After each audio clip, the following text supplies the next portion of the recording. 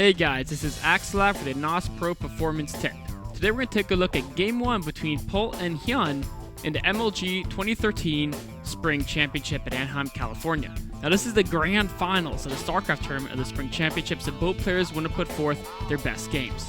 Now I'm going to give you 5 tips to how Polt plays exceptionally well in the late game in Terran versus Zerg. So step number 1 is he makes sure he has a lot of bases operational. Now in the late game, you always want to have a lot of economy. Make sure you have at least 4 bases up and running. Ideally even more, but at least 4 bases up and running, and you're good to go in that late game. Next, what he does is he uses planetaries to control key defensive positions.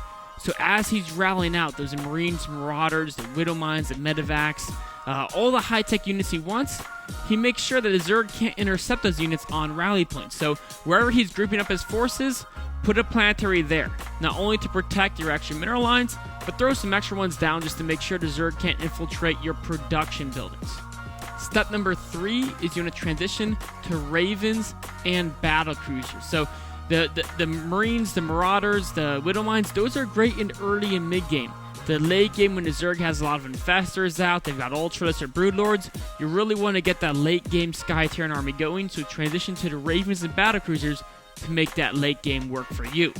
Step number 4, you want to make sure to spread those Ravens in every engagement you have. And the big reason why that's super important is because the biggest threat Zerg has to a Terran in the late game is usually the infestors. Now if you have your Ravens all clumped together, one fungal can turn to 2 to 3, they can chain those fungals, you lose all your Ravens. So you have to make sure the Ravens are spread very far apart.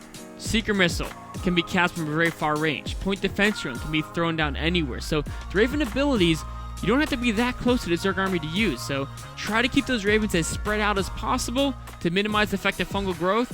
And also, if they're spread out, you'll have less of them running towards the Zerg army and dying to Hydras, Queens, Corruptors, what have you. So keep those guys as spread out as much as possible. Step number 5 to the key to winning late game Terran vs Zerg is going to be to prioritize the Raven spells in battle. So the first thing you do when you get into that engagement, your Ravens are spread, you get in there, you use their abilities. You put down 1, 2, 3 PDDs depending on the number of Corruptors, Hydras, and Queens are out there. And then you make sure you Seeker Missile any clumps of Infestors, any clumps of Broodlords, any clumps of Queens, any Hydras. The Seeker Missiles are for the heavy clumps of units. PDDs are to deflect their anti-air attacks. Now, once you're done with all the Raven abilities, then you can go ahead and use Emotos on the Ultralists. You can kite back with your bio, make sure your macro is running smoothly. But first and foremost, make sure to use the Raven abilities. They're the key abilities to win those late game TvZ engagements. I hope you enjoyed this NOS Pro performance tip. For more NOS Pro tips, go to www.majorleaguegaming.com/NOS.